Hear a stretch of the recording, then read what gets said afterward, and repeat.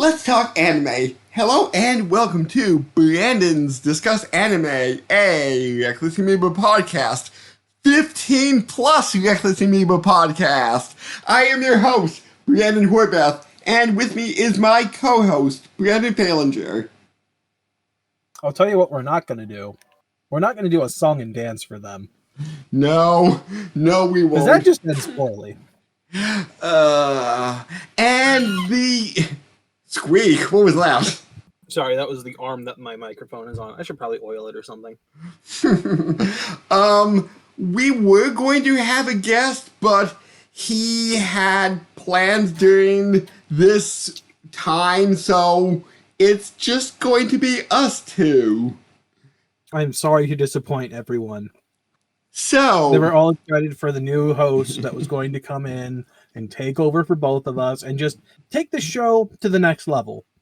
But instead, he was like, damn, I already got plans. That ain't going to work for me.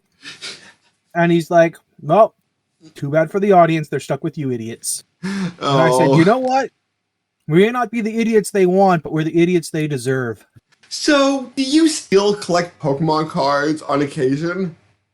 Nope. They're all packed away in the attic somewhere, which they're probably worth quite a bit considering how old they are at this point. That is good. Do you know if our mutual friend Tristan still collects? He does not collect cards. I don't know if he ever did, actually. Okay, I'm telling you that because a certain shop in Akihabara called Hallelujah 2 has an age limit on buying Pokemon cards. You best be a professional Pokemon trainer before we let you in here, boy. Let me see that Pokemon Master license before I let you buy these cards. Junior high or younger. Wait, really? Yes. Huh. Because scalpers are known to come in, buy entire box. Well, maybe not scalpers, but people with very disposable incomes will come in, buy boxes of cards, and Would it be simpler to put a limit on how much they're buying? I don't know. Maybe. Because, I mean, I feel bad for the people that are, actually doing the official thing and being good about it. Well, there's a bunch of other stores around Akihabara that they could go to. That's true. Card stores are probably a dime a dozen, but that doesn't, I still feel bad for people that are like, but dude, I wanted to support this store, and now I can't. There's also a pack limit, 10 packs a day. See, that makes more sense. So, I hell, even here, right? Like, I've seen people walk out with literally the entire stock that was on the shelf of, like, boxes of cards. When I used to collect Magic the Gathering more and used to buy them online, I believe it was Star City Games would sell boxes of cards for like $200, and I forget how many packs are in a box, but buying a box of like 30 packs is a thing, so... Yeah, but I mean, they're taking the entire, like, they're taking all the boxes, is what I'm trying to say. Mm-hmm. Like, and this is like, what? 2 years ago, I literally saw this at a Walmart. Like, I occasionally grabbed some Yu-Gi-Oh stuff, not Pokemon, but I'll look and see if there's anything of interest. Like, there's a quarter century legendary collection box that has just been released, I'm pretty sure within the last 2 weeks, yet I haven't been able to find a single one on shelves yet. So maybe if you want a pack of Japanese Yu-Gi-Oh cards, just so you could just display them, you might not want to go to that store. Yeah, probably not. But also, yeah. There's more. Go on. Go on. Second story. Touhou 19 was released in demo form. It seems interesting. A versus Denmaku. It's still the top-down bullet hell, right? Okay. Yes, but it's a versus bullet hell. All right, so we're mixing in a little bit more of the fun stuff. believe the last one that was Toho 9, I forget its name, and I think that was out something like 15-ish years ago, maybe a little bit longer. So there hasn't been an official versus shooter. And from what I could tell by the demo, it's not out on Steam as of this recording, so I haven't played it yet. It seems a little bit more of those versus puzzle games where you do a combo and a bunch of trash gets thrown at your enemy. Mm-hmm. So it's very interesting that if I could find Toho 9 on Steam, I would love to check it out just so I could see what it's like to actually play. Mm-hmm.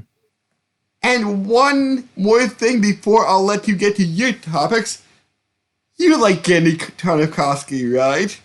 Oh, is this about the new thing that he's bringing out? I haven't looked at it yet, but I have it saved to watch. Episode 1 is on YouTube. Oh my god, it is amazing. I did see like the image of what I'm assuming is the main character, and I'm like, is that just Asha or whatever her name was from Samurai Jack? I know 2 episodes are out as of this recording, but I can't find an official thing for number 2, so I might have to look elsewhere online for it. If not, the official Adult Swim website, but I haven't really dove that deep yet because I just saw it last night, and it is really, really good. So, anything going on with you? So you know how you keep yelling at me that I need to play a Castlevania game? Yes. I think I technically have now. Ooh, what is it? What is it?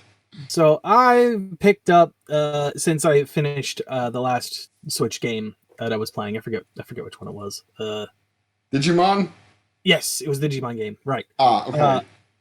I picked up Dead Cells, which I had played prior, but it has been a while. So more DLC has been released for it, including a Castlevania expansion. Ooh. Which I have not gotten to Dracula yet because it's fucking annoying to get there, and I'm out of practice. So I've been playing Dead Cells a lot. There's a lot of fun new shit because I picked it up right at the right time because all the DLC was on sale except for the Dracula's Castle one, which it was like $10 for Dracula's Castle, and it was like I think $5 for the other 3 that I didn't have. So screw it, whatever. I'll throw it in this because this will keep me busy for a while. So I've played through like part of it. So the way Dead Cells works is it's one of those roguelike games where you do a run. If you win or fuck up, you get sent back to the start. And you build your character all over again with power-ups and new weapons and other shit, right? So I've gone through what was supposed to be the first half where I found and woke Alucard, woke him up. He told me to go find a whip. A stupid guy wielding a whip and tell him to get his ass to the castle. I found some other girl. I forget what her name was. She had a cat, and the cat had the key to her cell on it.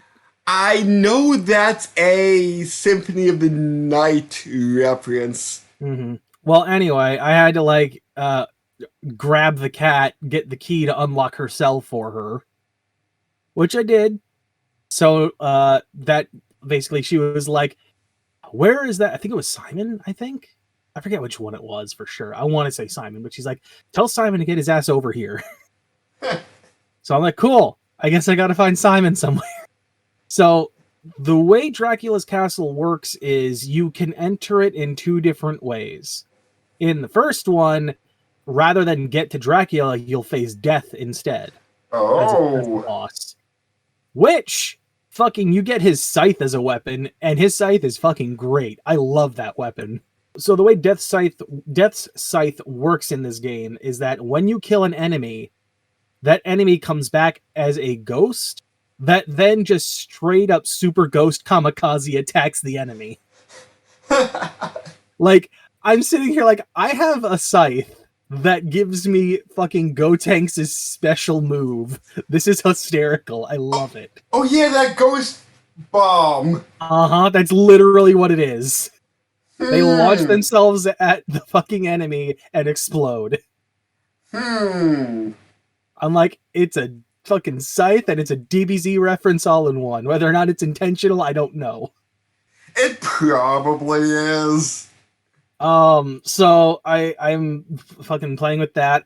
There's a bunch of other ones. One's like I can literally summon a little mushroom boy to run around with me and to not like tackle enemies, and it'll either throw them in the wall or throw them off edges and do a little bit of damage.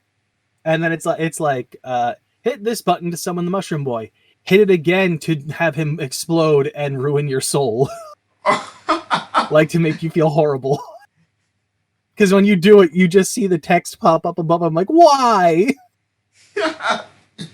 Yeah, no, I've been enjoying that. I've been playing that a lot lately, of just when I in my spare time to just pop down, go through a run.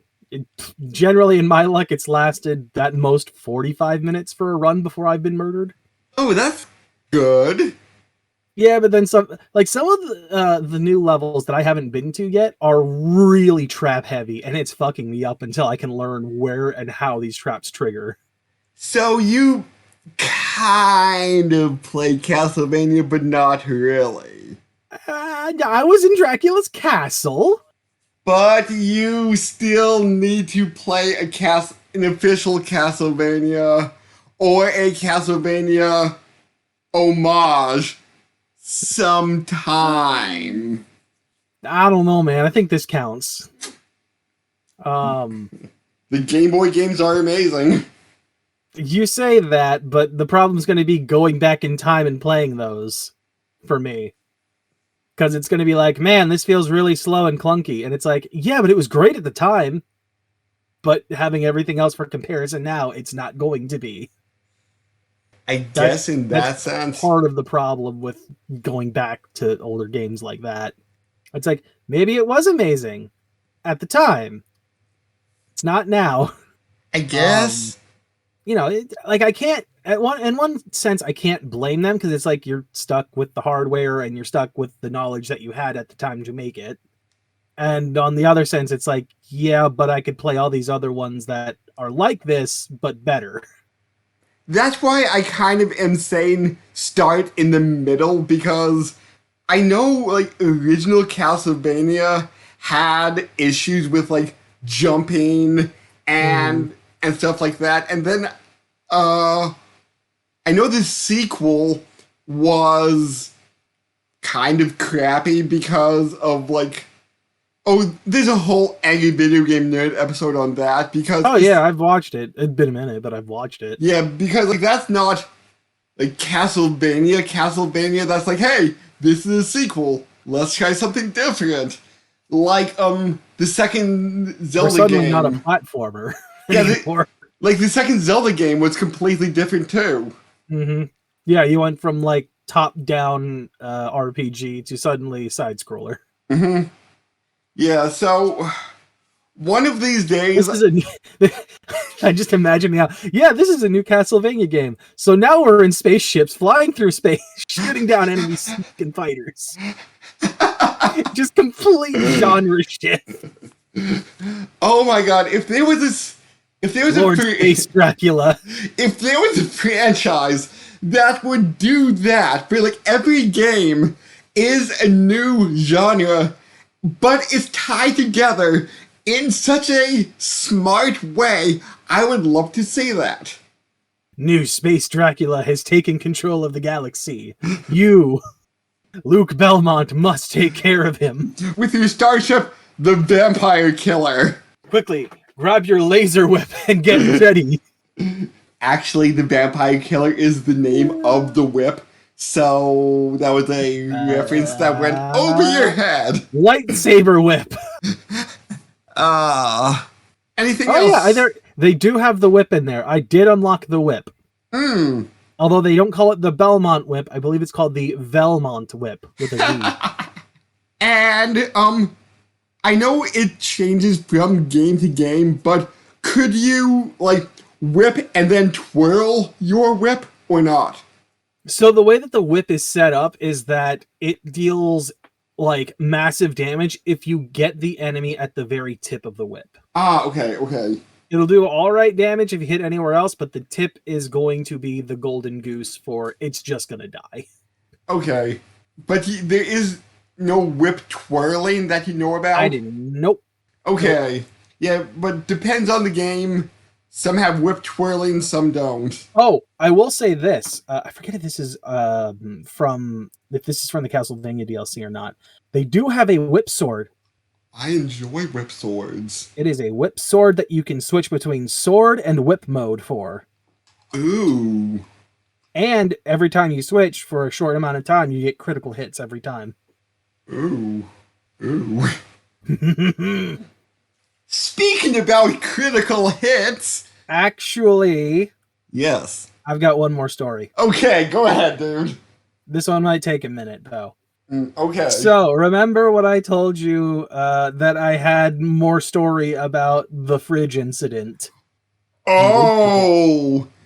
I forget if you talked about it earlier on here or on our Elden Ring playthrough. I believe it was Elden Ring, but I could be wrong.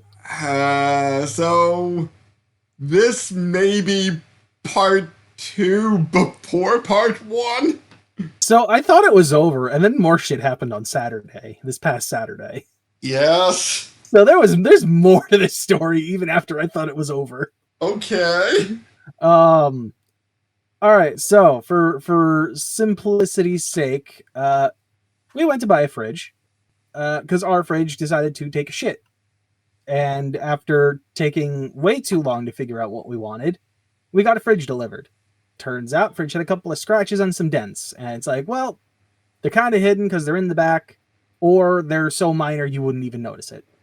And we were told to call up the people we bought it from. It was Home Depot, by the way.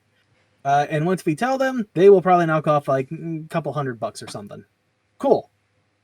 Before the installers leave, they start double checking everything and then plug it in to check that. Okay. Turns out, this is a fridge that has like French doors on top, a drawer underneath them for like deli meats and stuff, or set it to be more of a freezer, and then an actual freezer drawer beneath that. Okay. So the light that's supposed to go on when you open the bottom drawer, the freezer, did not turn off. Oh. And nobody could figure out why. Not the people that installed it, not anyone else. Now, just for frame of reference, we have to have the fridge disassembled before it comes into the house because it is way too big to fit in whole. Our doorways are too small for that. So they have to disassemble the fridge and then bring it in and then reassemble it. So like take off the doors and such, right? Okay. So we go through that, get it here, and have that light stuck on. So it's like, well, now what? What we do is we call up in the next 2 days. So that way we have the fridge, because everything else is working fine on the fridge. It's just this light that doesn't turn off. And then we figure out why. So we have the fridge. We load it up with some stuff, because, we're going to have to take it out eventually, but we'll keep a couple of things in here just to relieve pressure on the old fridge that's on our porch. Like, the old fridge from, like, the 90s. Okay. Flash forward, like, I don't know, 2 weeks or something before they bring in the next fridge, which they take out the old one, they bring in the new one, and this one looks horrible. Oh. Like, I don't know if it was in transit or what, but it got dented and bashed in and all sorts of shit. On top of that, we realized, like, in the French doors, this also has, like, an ice and water dispenser thing, right? That's not slotted in flush. It's crooked. It's not in right. The drawer does not shut all the way. The freezer drawer does not shut all the way. Okay. We're like, well, shit, we can't take this one either. This is kind of shit. And at this point, my mother's getting rather upset. And she takes the poor people at Home Depot and the delivery company to task for it. Now, we've gone through 2 fridges, most of which were, I want to say it was like 3,600 or something on sale from 46 or something like that. So we were getting a discount. Sometime between reporting the issues with the first fridge and the second fridge, a deeper discount went on where we got it for a little bit cheaper, like 3,400. So second fridge was going to be 34. She basically screamed. She went full Karen on them, threatened a whole bunch of like, I'm gonna hit you where it hurts, yada yada yada. I've worked in the industry for customer service industry for years, and yada yada yada. Or HR, I should say, human resources stuff. Flash forward to them telling us that it'll be 2 weeks. We're like, that's unacceptable. We need a new fridge because now we don't have one at all because they took the second one back. And now we're getting a fridge within a week, like the next Friday, and getting it delivered. This one gets installed. Seems great. Cool. Everyone leaves.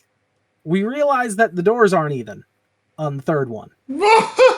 And we're like, how'd nobody notice this before those installers left? So they were trying to figure out what it could possibly be. We're like, well, if you even out the fridge, level it out on the floor, that should fix it, or at least that should help it. And because the fridge doors are uneven, the piece that's supposed to slide into the track up top to help seal the fridge isn't lining up with the track. It's going underneath the track. Okay. So we even it out, and it's like, it's still not quite catching where it should. It sometimes does, but most of the time it misses. So the next day, they find out where a screw is located to move the fridge door back into place. Cool. Now the fridge looks great. Everything seems fine. We finally have a new fridge, and they knocked off a massive chunk of cash for all the trouble. So I believe, end result, we were paying like $2,800 for this fridge. That was originally almost $4,000, if not above $4,000. Then flash forward to this Saturday. Okay. Where a truck pulls over across the street from us. We get a knock at the door, and they're like, "Hey, we're here to deliver your fridge." What? What? We got one like 2 weeks ago. What's going on? What is going on? So I don't know for sure. The poor delivery guy's like thinking he's getting joked with, and we're like, "No, we have the fridge. It's literally there. I can literally show you. It's right there." What I assume happened, because the guy contacted his higher up, and they're just like, "They have it already? Well, I guess bring it back." I think what happened was the original fridge that was supposed to show up before they had rescheduled it to be here faster would have been this one. I think it might never have gotten canceled. Oh. That's my assumption. Oh, boy. So yeah, massive, crazy shit. Crazy shit that may be out of order. Yeah, just let it end. We needed a fridge. That's all we wanted. We didn't want all this trouble. Oh, but speaking about trouble... In Tokyo? Are we reviewing Teen Titans, the movie? That's the reference! I'm like, wait, Trouble in Tokyo, Trouble in Tokyo. What is that reference? Today we will be discussing Akiba Maid War. That's not Teen Titans. That's not Teen Titans at all. So, post-production Orion, what is this anime about? Akiba Maid Wars? Yes. Akiba, like Akihabara, the place. Okay. There's a war between butlers and maids. Closer than Okay. I think. And it takes place in a mansion. And It's like a yearly competition Uh-huh. to see who the best maids and butlers are. He's scarily close. He's not quite there. He's yes, scarily close. yes. But yeah, that's my guess. So what's the level of violence they'll have in this? I wouldn't really. it'd be like more like Three Stooges. Kind of violence, a lot of slapstick, pies being thrown, trash cans over heads, maybe some paint cans. So who will we follow, the maid or the butler as the main character? Probably Maid, and the antagonist is the butler Okay. or the butlers. They might be fighting for like to keep their jobs or something. I don't know. Again, scarily close. But not quite there. Way closer than I would have ever given him credit for. Or Yes! expected, I should say. That's basically it. That's my theory. His Trying to anime keep their theory. jobs with the maids and the butlers, and it's like the very ritzy. They get paid a lot, so it's actually worth the work there. They get treated right. So it's like the top tier place to work if you are a maid or butler. So that's why these people are fighting for the chance to work there at this mansion or whatever. This person's place. Interesting. Okay. Thank you, Ryan. That was informative and possibly funny. I'm sure he didn't insult anyone at all. Probably not. So, I have a second place that may be my best girl in this, but... Well, we talked about this off camera, but let's start off then. What's your best girl? And then your follow-up. Manager. So all the way to the end, it was manager. Okay. But Yumi was close. At some point... Oh, the one that's not even human. Oh, okay. Wait. What? What? Wasn't the whole joke that she's given up on being human? I don't recall that joke. That was literally... Did you watch the dub of the sub? I watched the dub. Maybe it didn't translate, or they translated it differently. Because literally there's a line that said by... what's the main girl's name again? Nagomi.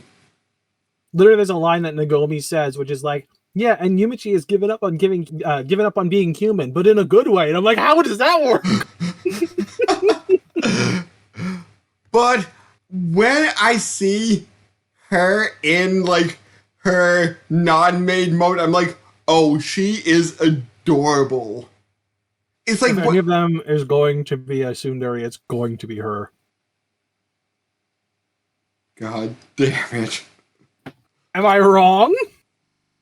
I mean, but like... No, I'm just trying to rationalize, like, you being... Desperately trying to get yourself out of this situation. No, but it's like, you're happy perky at your job because it's your job to be happy and perky, but you're potentially grumpy in your everyday mode, so... Is that actually tsundere? I said if any of them would be, it would be her. Oh. We don't know because as the intro tells us, falling in love is a no-no. Right. Which was hilarious. Like, I love the intro and the outro. Like, they were both hilarious. It's a good intro. I don't know if I'd ever listen to the music again. Yeah, but I listened to it like 3 times, and like, same with the outro, and I'm like, okay, this is interesting. So I listened to it all the way through, and it changes. Oh. The intro does change a little bit each time. Well, change a little bit twice, I should say. Okay, I saw when they removed the blur from the Russian girl's face. Yep. And what's the second change? There's a point where manager starts walking with all 5 of them. Oh. I'm surprised they handed it in too. And considering what happens at the end, well, actually, Did the final episode have an intro at all, or no? Just like the first 10, 15 seconds of it. Okay. I was gonna say, because I don't remember then if they did a full intro in that or not. If they did, I would have said remove Ronko's voice. That would have been the best way to do that song then, is removing her voice. But what about all the lines Ronko says? Make Nagome sing it. Oh. Because I do know that Zoya, before she showed up, she was in the intro singing. Yep. Which I personally would have left her out. That would be one thing I would have changed. And it would have been a simple thing to do. Have a couple of extra lines for one of the other girls to fill in. Mm-hmm. You know, whether that's Yumi or Shippon. Mm-hmm. Speaking of which, Shippon is my favorite character. Like, literally the one episode where she grabs the freaking rocket launcher. I'm like, nope, it's her. That's the moment right there. Is it because she's Garu, or... No, I usually don't go for that, honestly. Oh, okay. That's not usually my thing. Huh. But, like, the minute she's just so, like, genuine, I want to say, about it. Where it's like, this is the one place I actually enjoy doing things and coming to work and stuck with it. It's like, oh, man. Oh, that's so good. To the point where it's like, no, you're going to destroy the massive totem that is apparently brainwashing everyone in this episode. That was good. Although, we never see if that teacher is murdered. We never see her dead. We don't see her again, but that doesn't mean she didn't live. What do you think the body count of this series is? I don't know. By the end of episode 1, there's at least 60, I want to say, just corpses. There is so much blood in here. The literal first episode is literally just the gunfight to music. And with him, with like the... No, I think it was Yonko, like waving the guns as if they were glow sticks. No, it was all the other ones waving knives in the air like they were glow sticks. Oh, okay. Literally, the minute I know that this is going to be a fucking good series is when Ronko comes in, a 36-year-old maid comes in, fires off a gun and kills like what I assume is the leader of this other maid cafe. And the fucking blood from her head hole just sprays onto Nakami like 3 or 4 times. Spurt, stop. Spurt, stop. Traumatizing her more and more each time. She's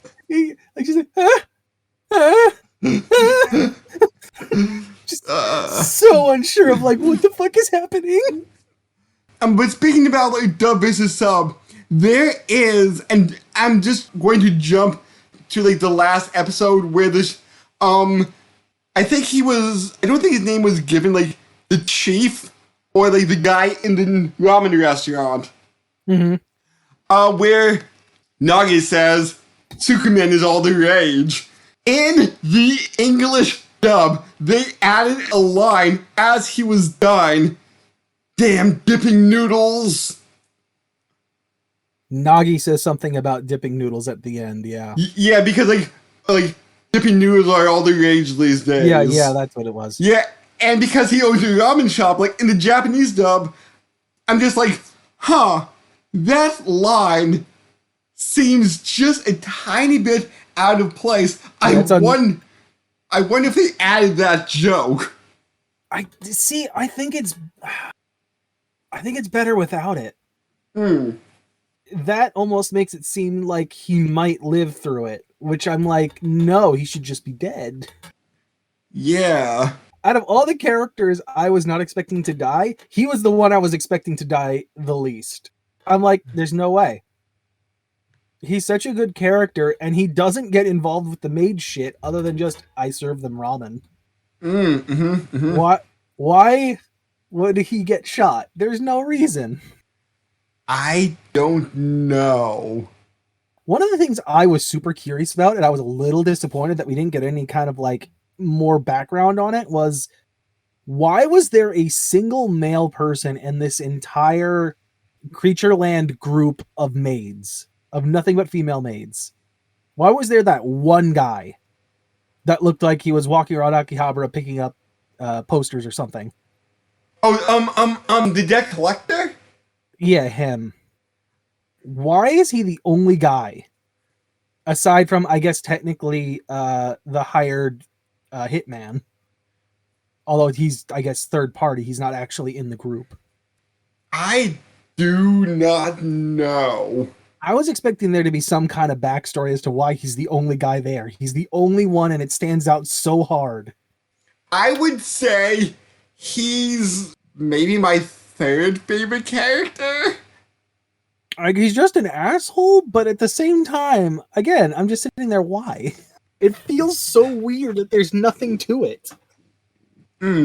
And do you think Yatsuko, the manager, is a bit of a masochist? Because, like, she had somebody put out a cigarette in her hands, and she was a human golf tee. Do you think she was actually wanting that? The golf tee, I don't think was her idea.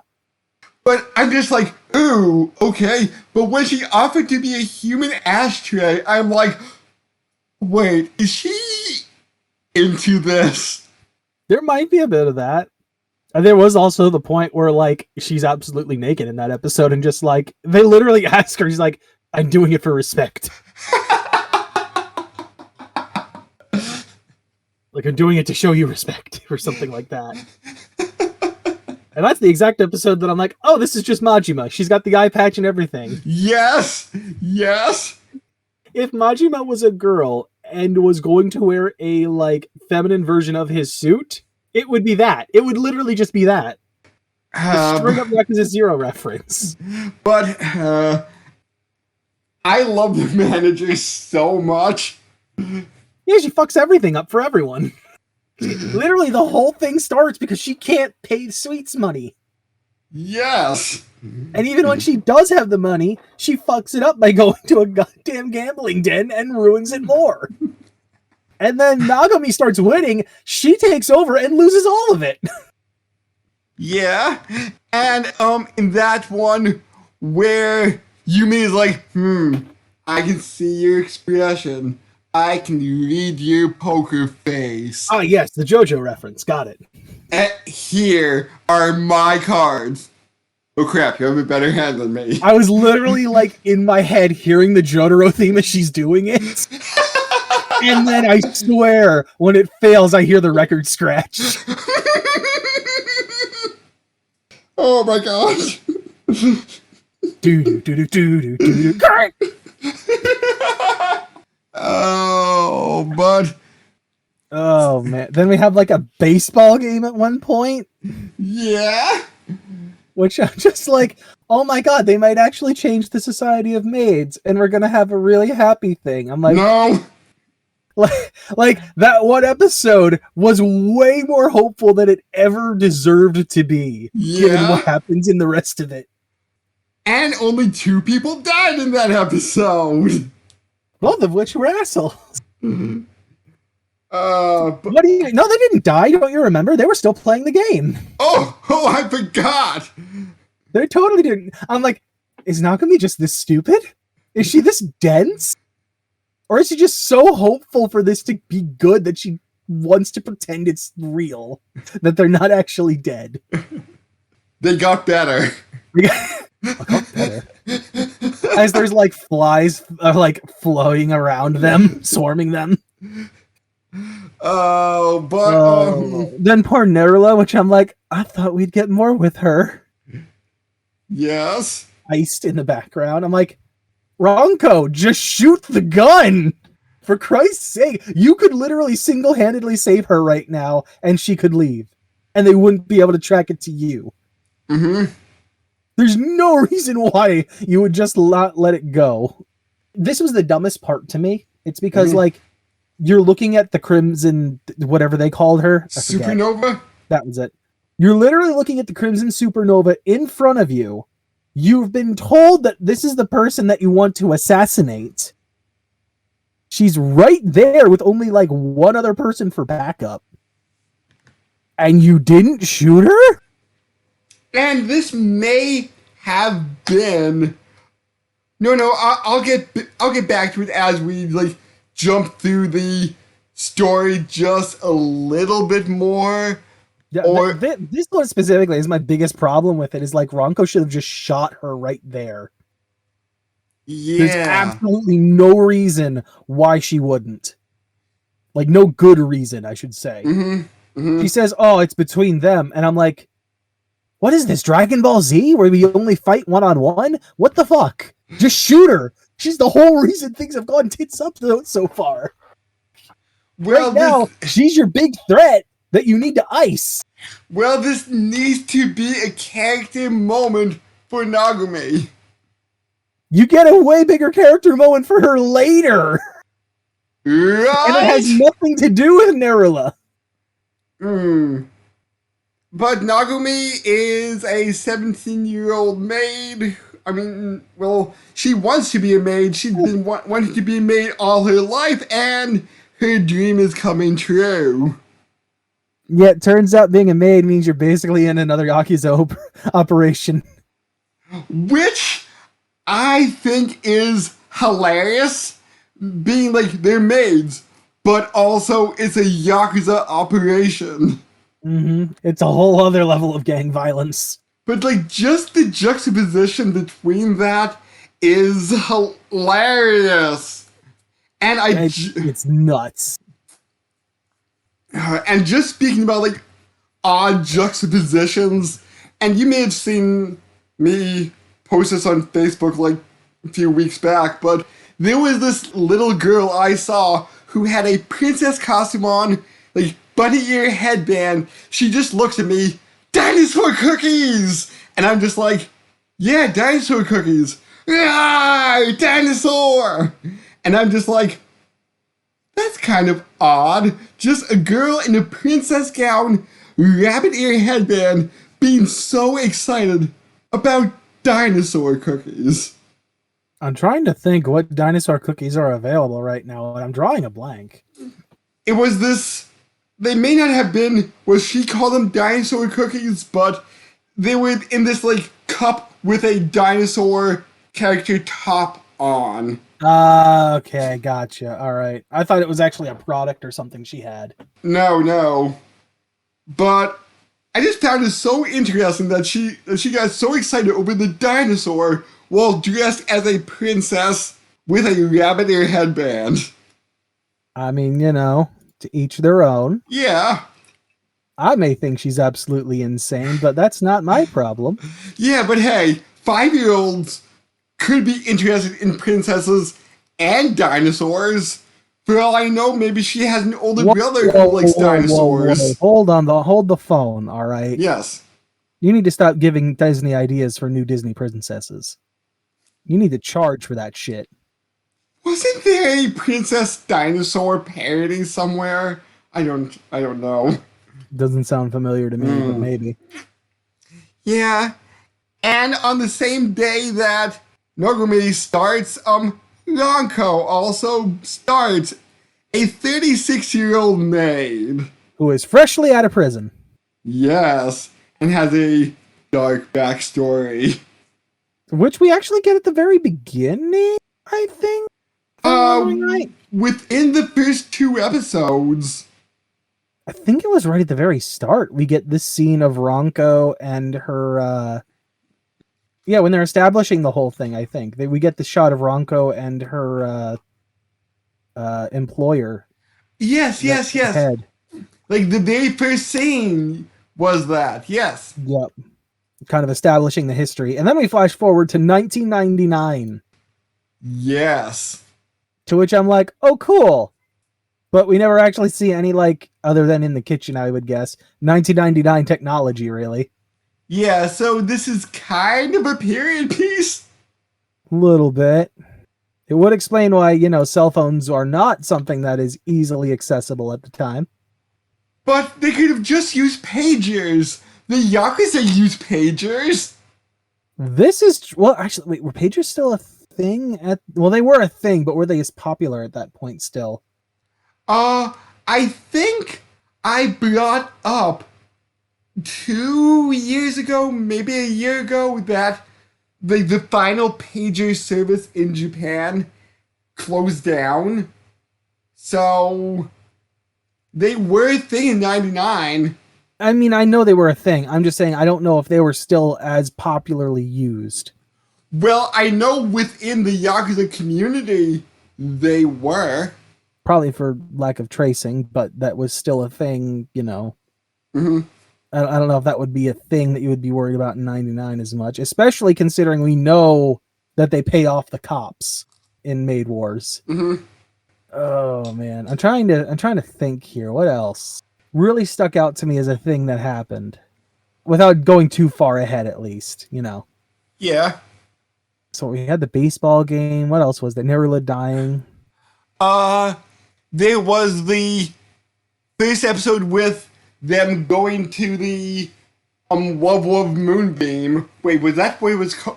That was the first one, yeah. That's Which for the longest time, I'm like, wait, they were rabbits. Aren't they creatures? Aren't they part of the group?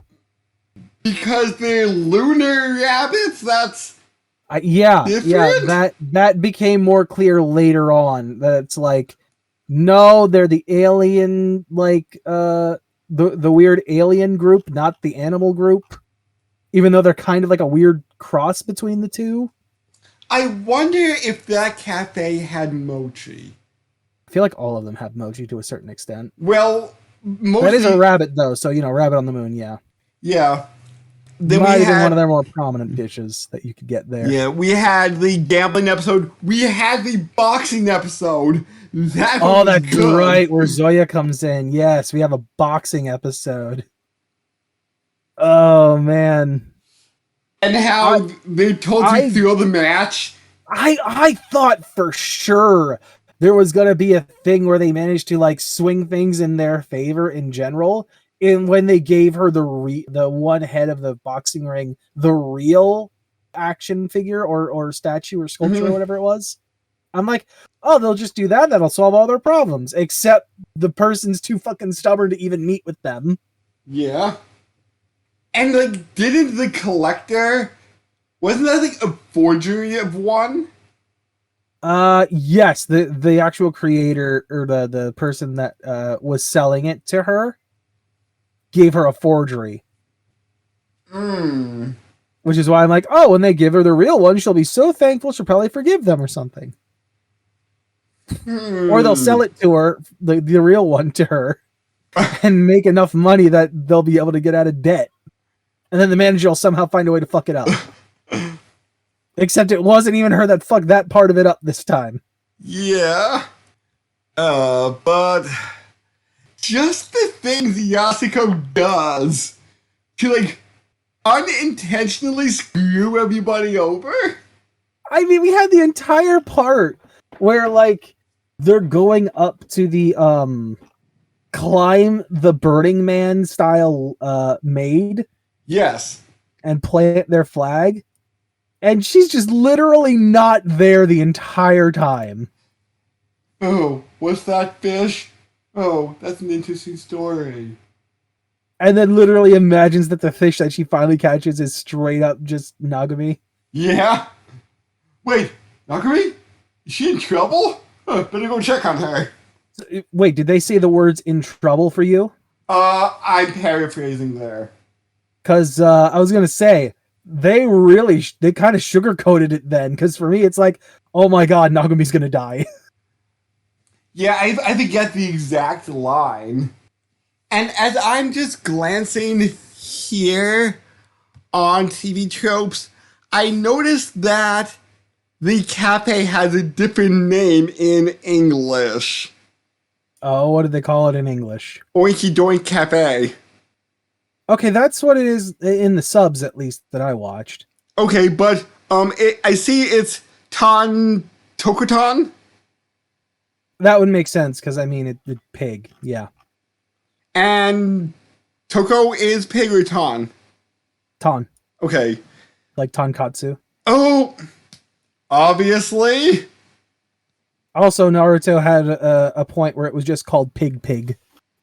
Like they had a pig called Tauntaun, so it was just called Pig Pig.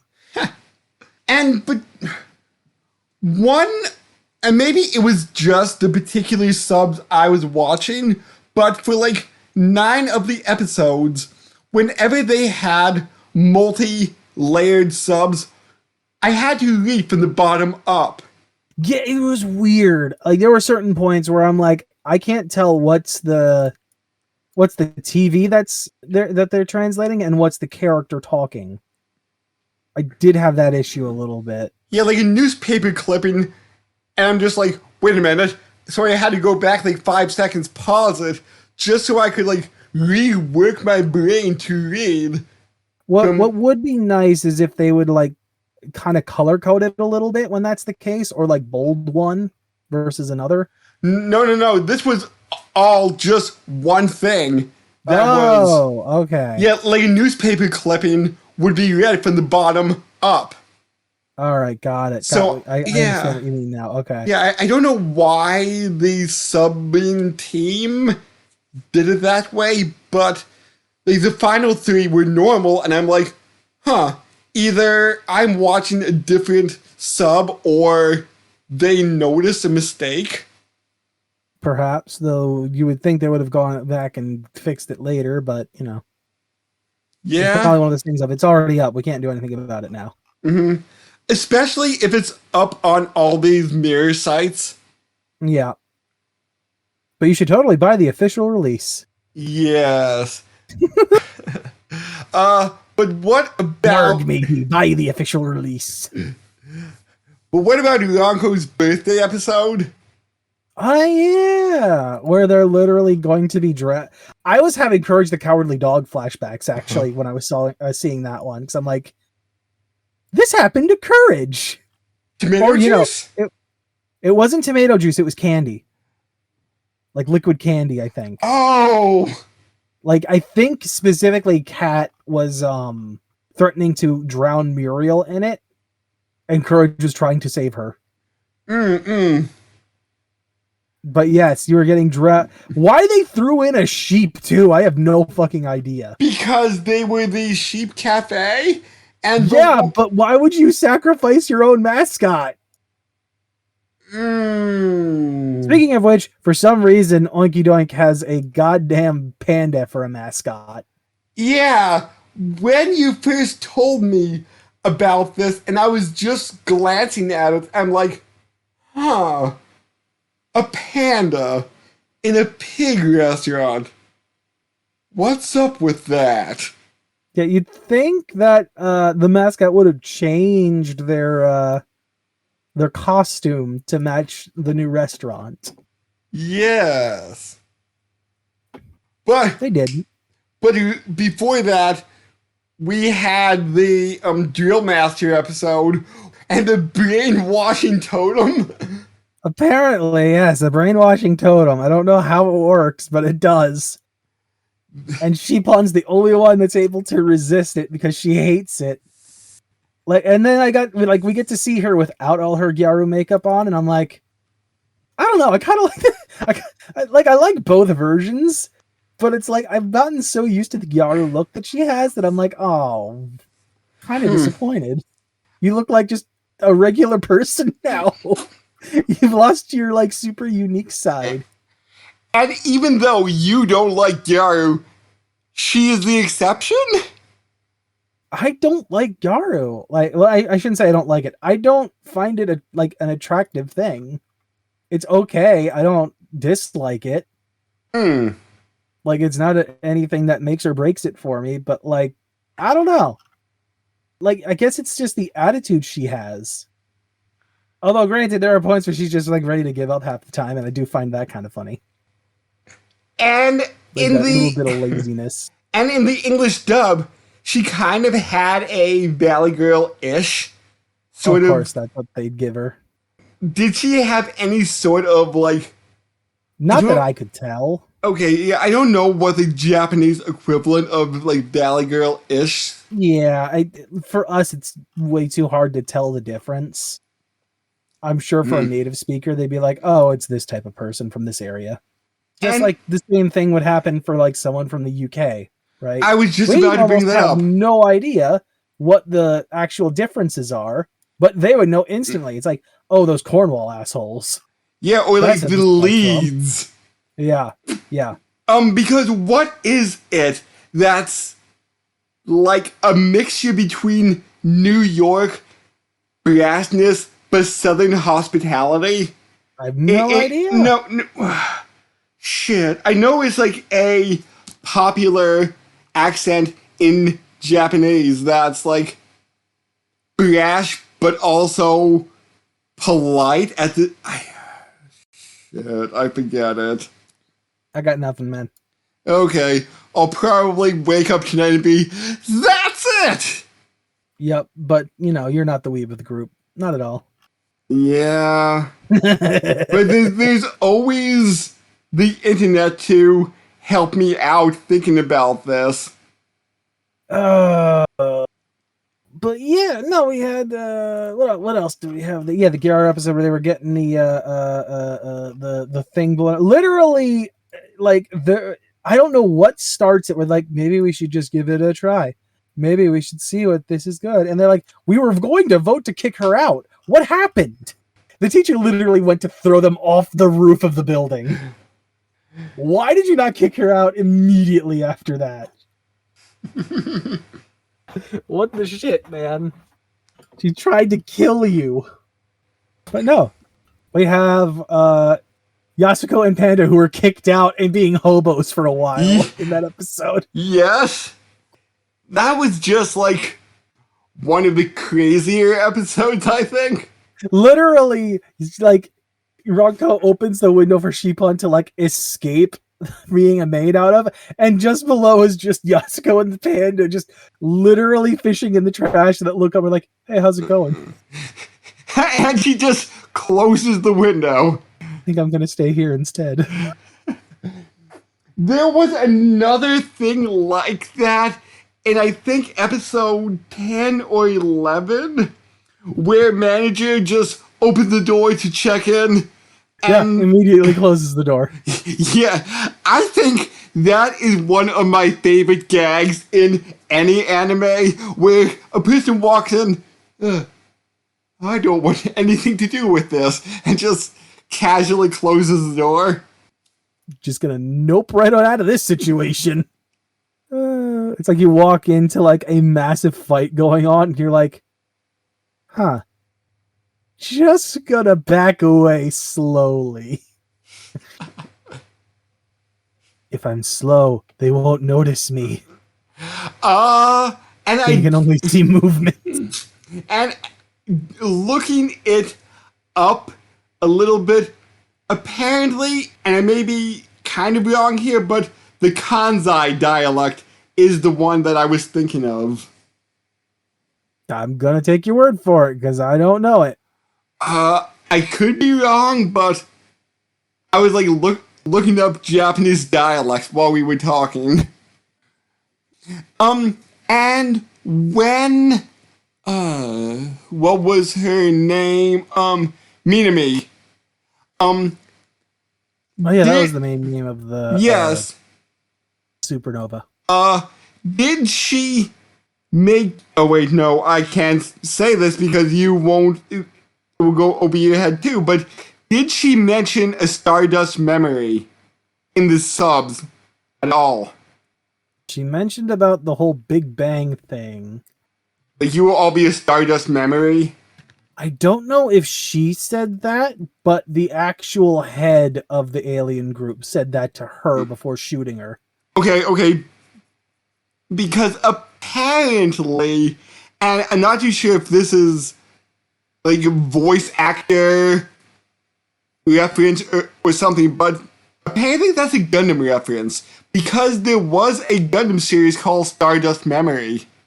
Weird. I don't think I've heard of that one. 0083? Okay, Gundam 00 I've heard of. I didn't realize it was had a subtitle of that. I know 0083 was Stardust Memory.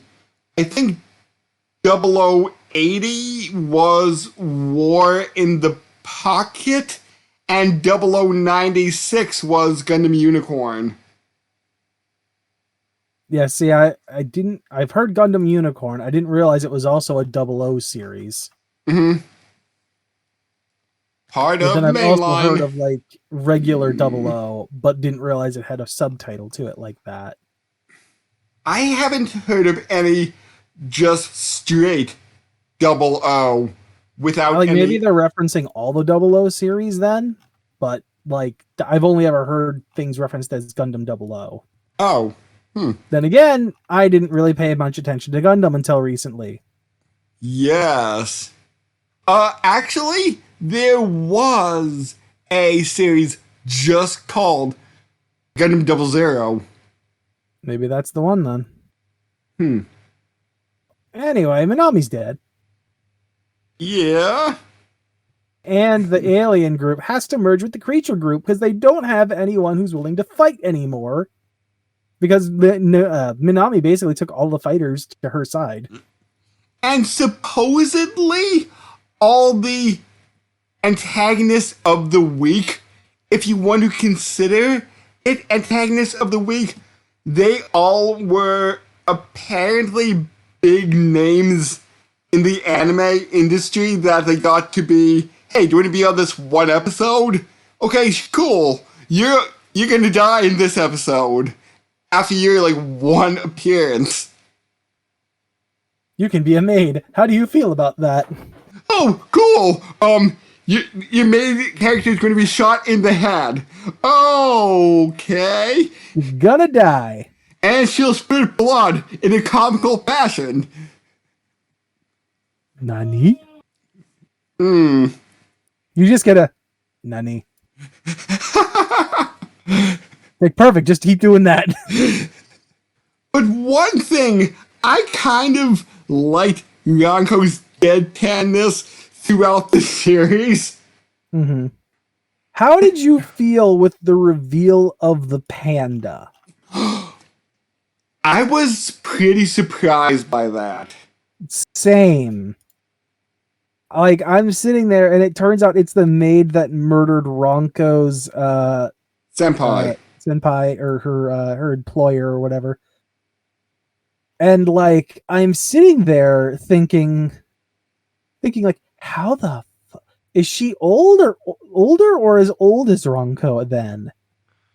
Well, although she looks about the same age when she takes off the mask, for some reason she aged really, really well. Maybe it's the fact that the mask is hiding everything.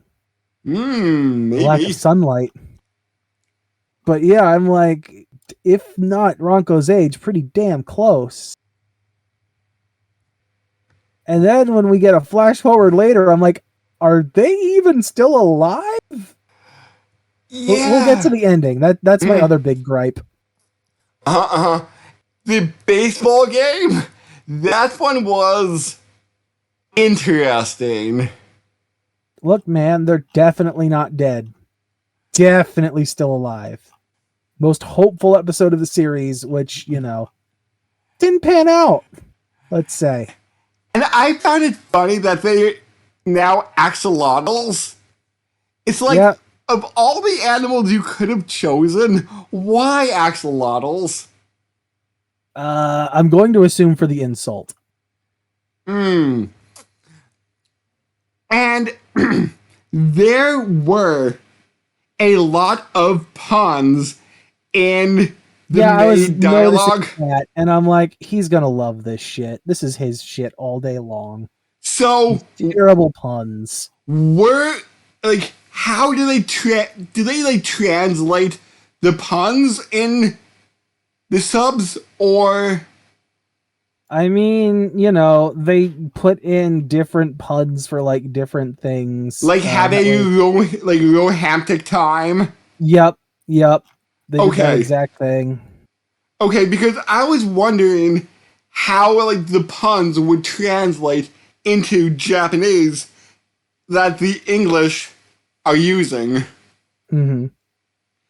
But I did find it to be a rabbit cafe, like, oh, hop on in. And I'm just like, okay, like, hop on by. That's a phrase that's used enough, but for a rabbit to say it, that's perfect.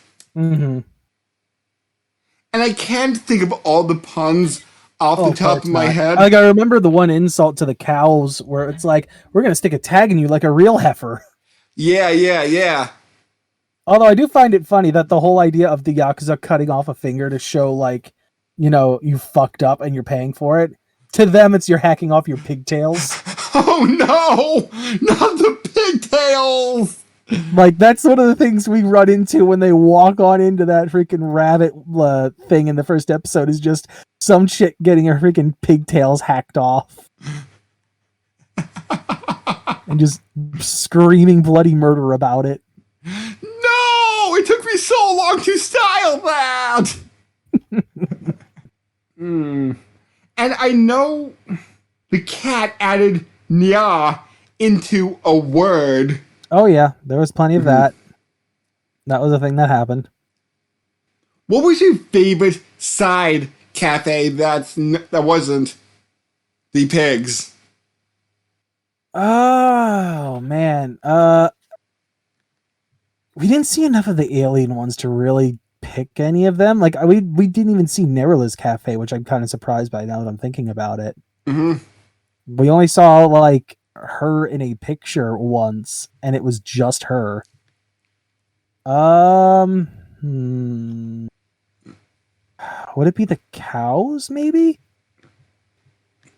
No, who else was there? There was more than the cow. Who else was there? There was a cow, a cat, and what was the third one that was with them? A cow, a cat, sheep?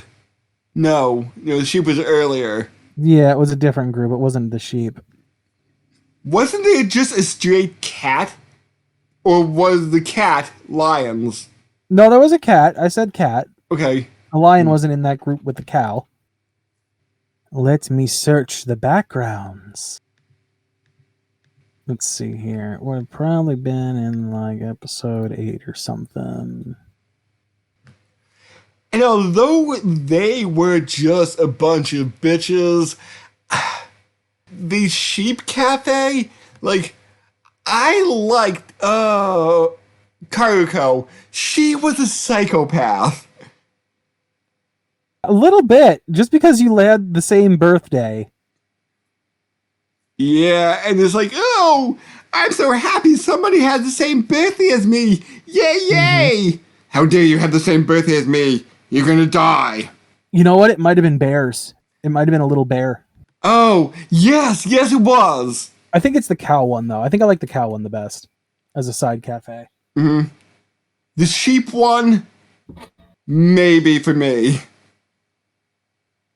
But yeah, things get bad because they win this big award thing after they climb the Burning Man Maid thing.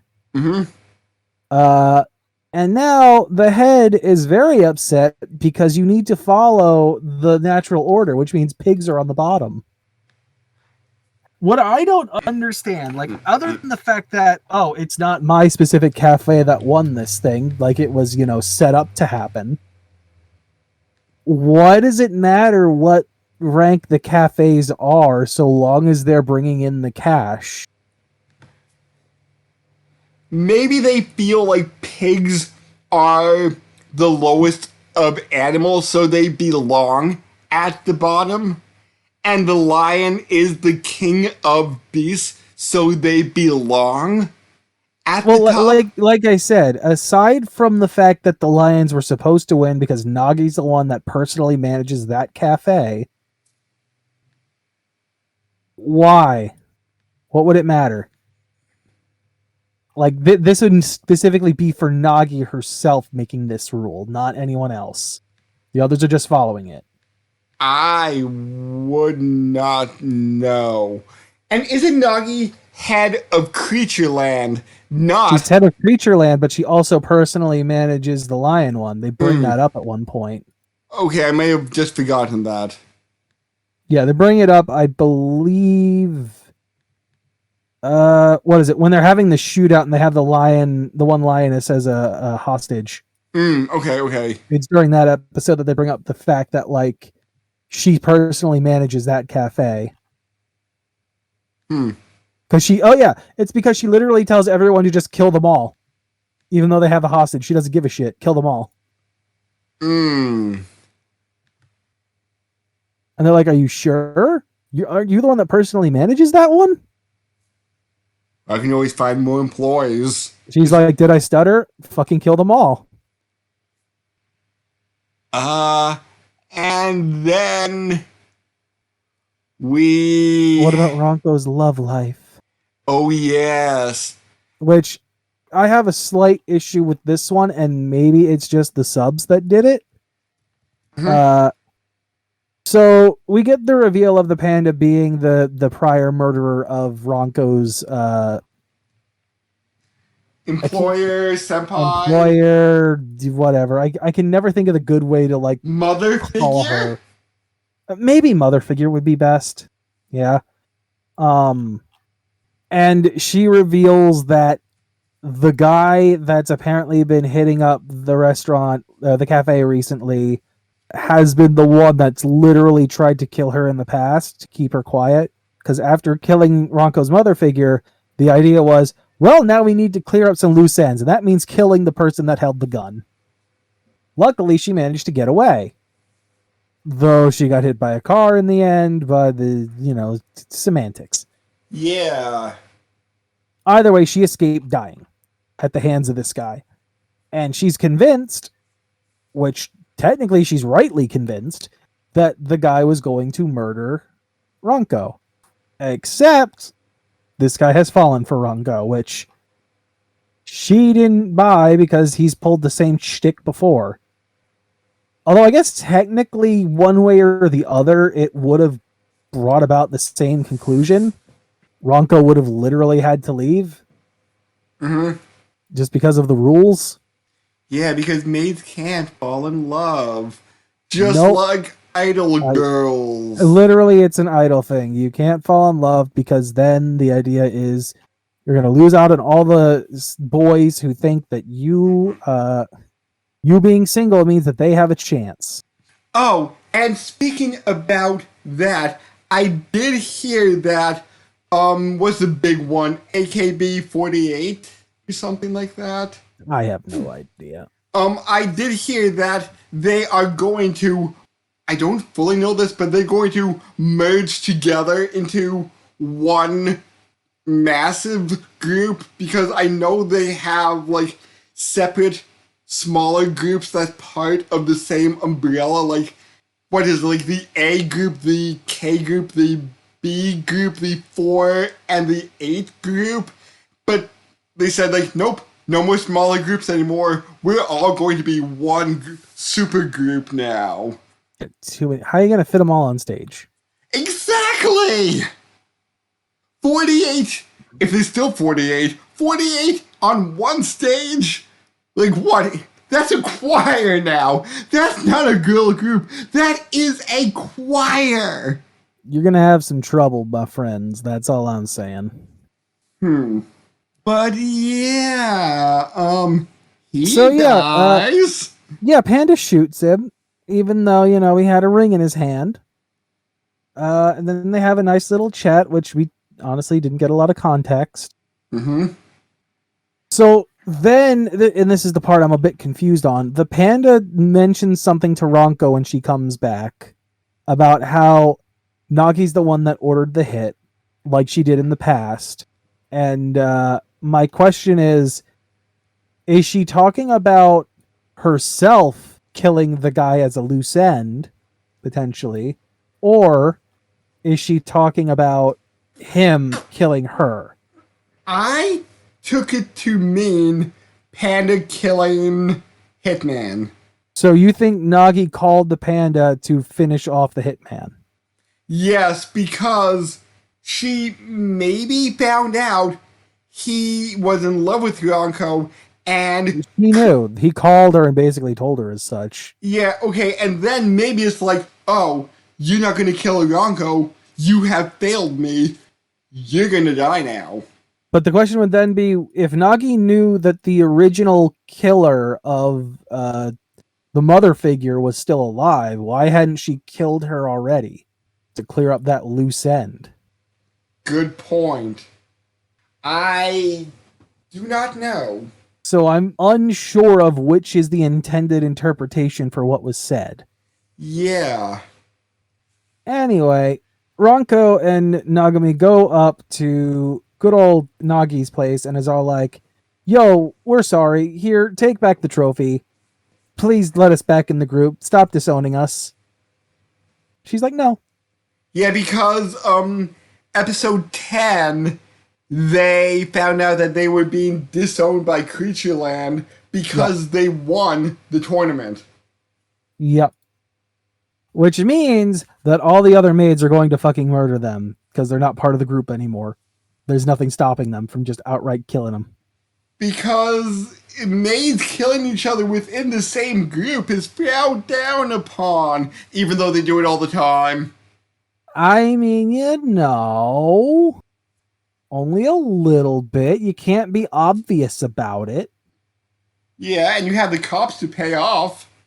Because if you make it too loud and obvious, the cops are going to have a hard time turning that blind eye, even with the money. Because if the public realizes what's going on, there might be a little bit of a problem, Yeah.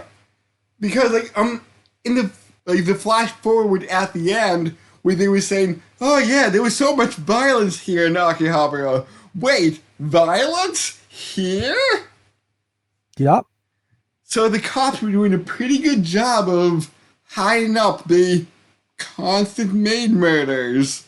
If you weren't living there at least and knew about it. Yeah, they got it hidden pretty well for the rest of the country. And what about Narula's customers coming to Oinkadoink and be like, hey, we heard so much about you, and we're for you now. We're here to be your fan now. Yeah. So, although those guys didn't show up much, I felt like they had a good impact on the story. Yeah, especially because one of them straight up dies at one point. No, we skipped over the ninja episode. Oh yeah, where she's hiding because she wants to not be a maid killing people. So she wants to be a ninja? She hides out as a ninja because it'll hide her face. But she had kunai skills. She did learn. But just her as a ninja, that was hilarious to me. I'm like, all right, where's your shadow clone? Where's the Naruto reference? Why did your headband not just say ninja? No, I'm not Nagami. I'm a ninja in training. Nin. I believe she used the term I'm Ningumi. Ningumi. I think that's she changed her name while she was working there. Come to think of it, yes, she did. I want to say it was Ningumi, but I could be wrong.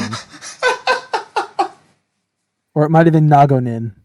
I forget what it was now, but just the idea of a ninja cafe.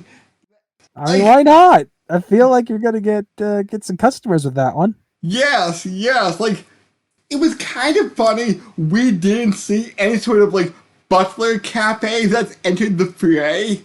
No, we got to focus on the women. Which makes it funnier that there's all this violence and guys aren't doing it because other than two.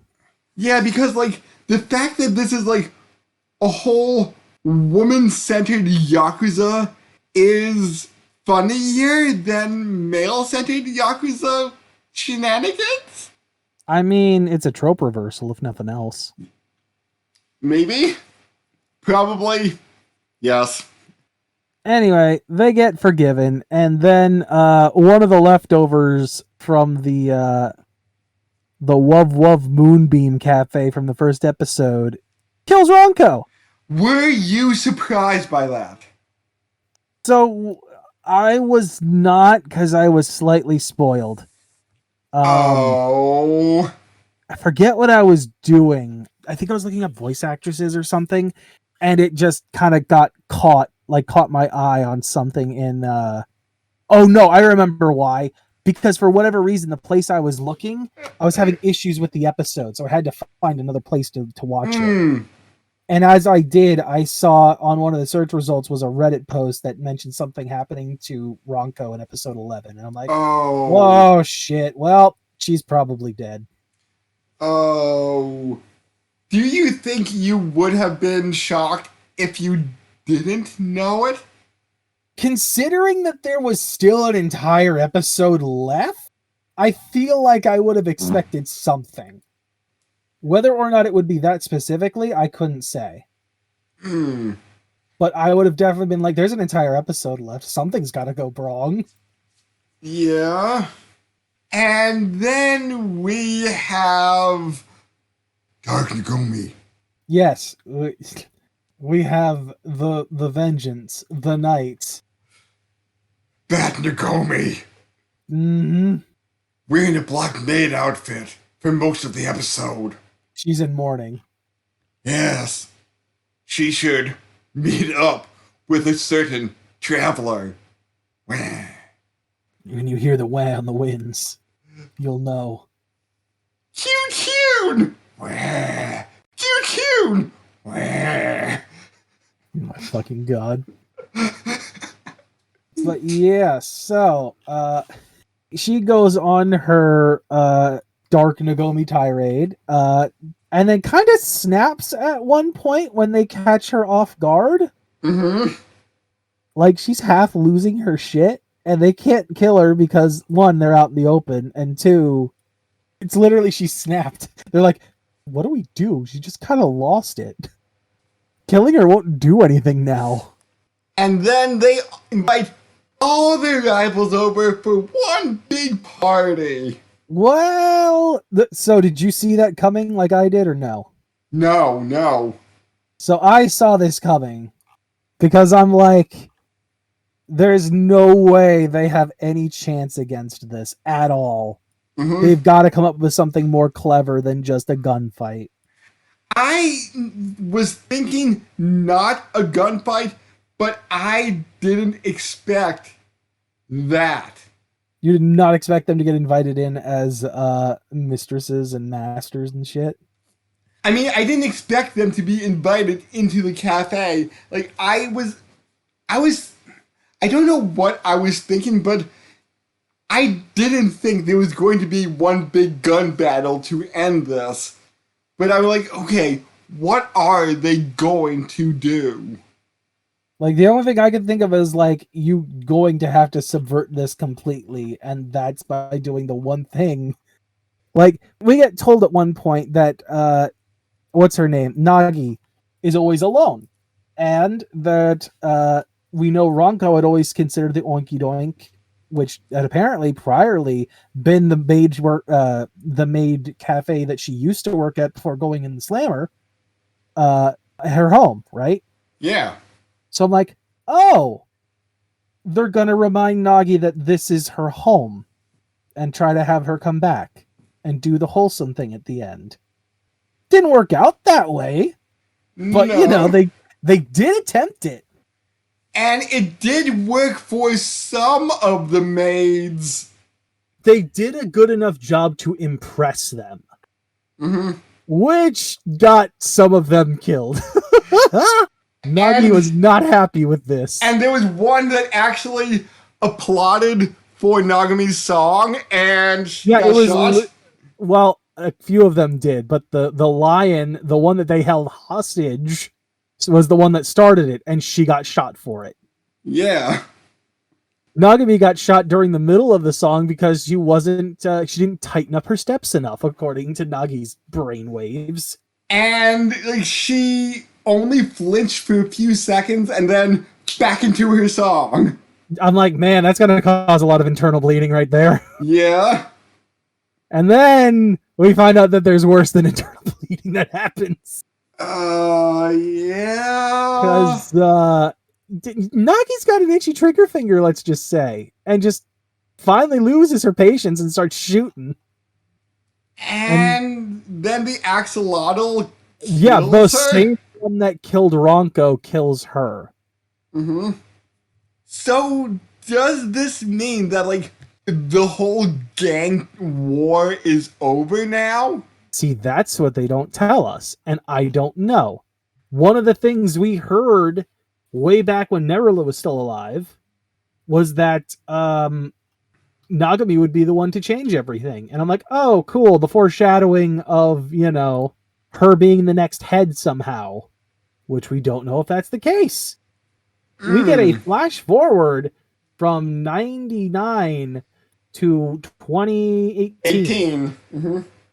where Nagami is a 36-year-old maid in a wheelchair because she was crippled from that. But we don't know whether any of the other characters are still alive or even with us, if there's still a war going on, if Creatureland has fully collapsed and it's an all-made free-for-all. We have no idea. Okay, my thought is, since Nagami softened everybody to the point of please don't kill us, and now that Nagi is dead, I'm going to say all this Maid turf war is probably over. I would doubt that because someone's going to try and seize power, given the way that this shit tends to work in general. I'm a bit less hopeful in that regard. Because they made it sound like, in the post-credits scene, that this used to be a place with violence. Yeah, but did they just get better at hiding it? That's what I was going to be thinking.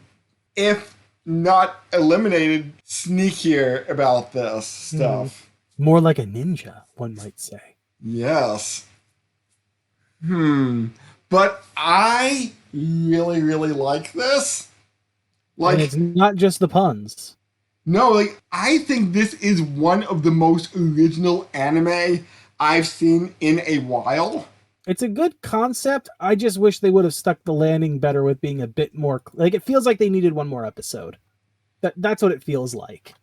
Because they had 12, right? It had 12. And the final post-credit scene feels super rushed to explain anything that happened, without giving us any details on any of the other girls. Yeah, I would just have liked to know. Like, we see pictures of them, but it's all pictures of, like, them at the, them in 99. Yeah. Like, none of them seem older. Even the manager's not there. She's just in a picture. Poor manager. Also, if it is, 20-ish years later, right? The panda's like 50-something now. Yeah. Maybe 60. Where's she? I feel like they could have handled the ending better, is what I'm trying to say. And was Yakuzo a maid at one point? Yasuko? You're the manager? Yeah, manager. Because at one episode, she did have a maid outfit on. Yes, I did tell you that would happen. Maybe at some point, though I'm sure, I don't know how. She would have never gotten anyone because she's so freaking, she fucks everything up. And that's why she is adorable. But she does so, like, mostly on purpose because she's greedy and shit. But in the final episode during Dark Nogami, what about her shooting open the cash register? Can't be bothered to get the key. Gotta shoot it open. No, I think that was the point where manager walks in. Yeah, as she's, like, leafing through the actual cash register, yes. Because I think the gunshot was like, what the hell was that? I'm not even going to pay attention to this situation. I'm gone. Yeah, but this was very original, and I would like to see more from, like, this kind of turning, like, the thing on his head. Like, I wonder if it's, like, a certain, like, writer is tied to a certain production studio, because if so, I would like to see more by this studio. Mm-hmm. Oh, look! Angel Beats! We should tell Tristan. That's what we're gonna spring on him in Japan. We're doing an Angel Beats episode. Hmm. We'll have to figure out if there's like an Angel Beats cafe that we can take him to. He's gonna die inside. I was watching somebody's video about like their top 100 anime openings, and I knew like a few of them with like Bleach, some Naruto, and like I think like in the top 20 was Angel Beats, and I'm like, huh, Angel Beats, interesting. But yeah, I guess that wraps up this episode. Anything else you want to mention about Akiba Maid War? Sheepon for life. Really? I don't know, maybe. She's up there, but she ain't breaking a top 5, I'll tell you that much. Yeah, like I said, Yumi for sometimes overtook manager as best girl for me, but still manager. You can't fix her. She's just gonna make it worse. Maybe then Yumi. But crap, I can't date a maid. Maybe I'll wait for her graduation, and then say, wanna go out sometime. What do you think I am, a baka? Oh God. So,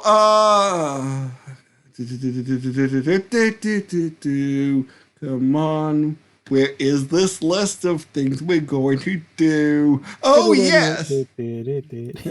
Yes, next time, Ryan will be back for one episode with a professor and 3 girls. Little sugar, little spice, little bit of everything nice. Yes. We'll catch everybody then. See ya.